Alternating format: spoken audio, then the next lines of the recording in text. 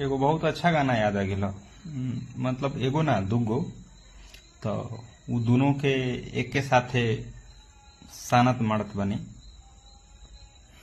गुस्ताखी करतनी।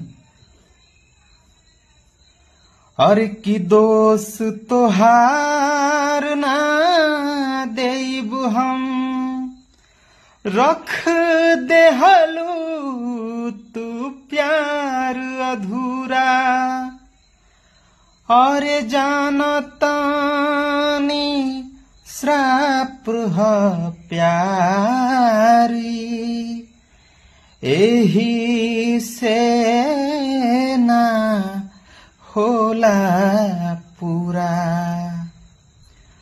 अरे की जाता रूता हम नहीं रोकब। अरे की जाता रूता हम नहीं रोकब। अरे की बाकिर तू एगो हमर काम कई द।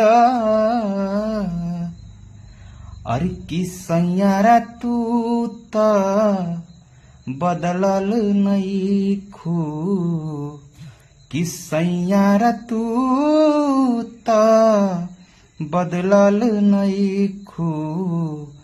बदलल बा मौसम के मिजाजे गोरी। अरे कि सैयारा तू त बदलल नइखू।